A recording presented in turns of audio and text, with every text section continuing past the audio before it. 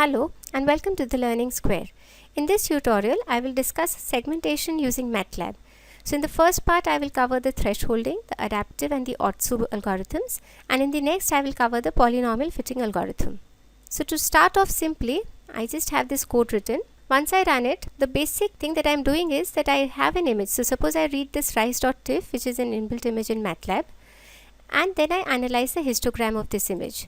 Now the histogram is basically the spread of intensity values across the various pixels of the image. So since this is a gray image or uint8 image, I have the intensity values ranging from 0 to 255, and this is how the intensities are spread across the image.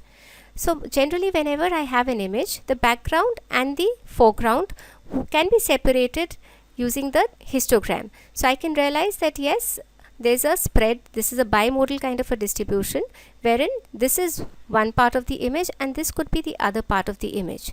So I can manually find out the value which separates this intensity value. So approximately somewhere about x is 110 to 115. I have these two divisions in the image, which are the two spreads of my intensity values. Now this works for images which have high contrast. So a clear background is there and I just want to segment that background. So what I do is I just take this value.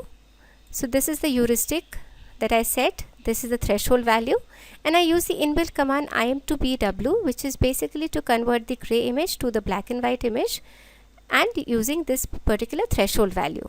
So my segmentation is done in two parts using this threshold value. The value is taken divided by 255 because my im2bw can take values between 0 and 1. So once this is done, you can see how the segmentation occurs, and this seems to be pretty good. Now whenever I want automatic kind of segmentation, then specifying the heuristic becomes difficult. So I have this value called gray thresh. This is an inbuilt command which uses the Otsu segmentation technique, which again assumes that my histogram is a bimodal histogram, and I find out the value of intensity where this would be divided into two parts. So this Otsu segmentation again defines the threshold value, and this threshold value is used to convert the image into two parts. So once I run this, you can see this is how it performs. So this is done automatically. So the threshold is decided by the gray thresh, which is the Otsu segmentation, and this is how my image looks like. Now the third could be the adaptive thresholding.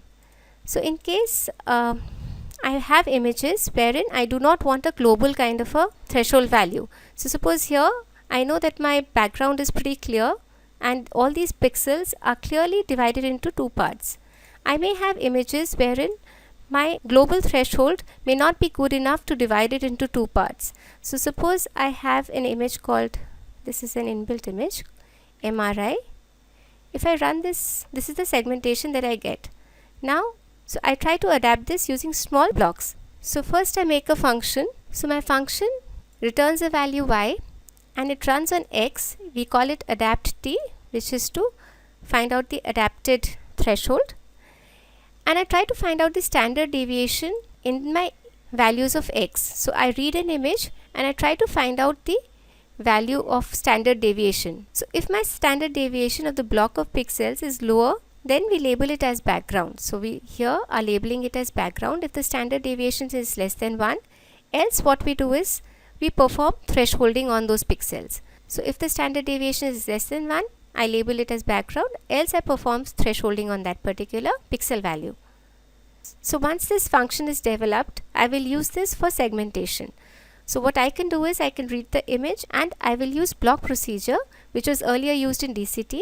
So I segment my image I1 into blocks of 15 by 15 size, and I run this function on this each block individually.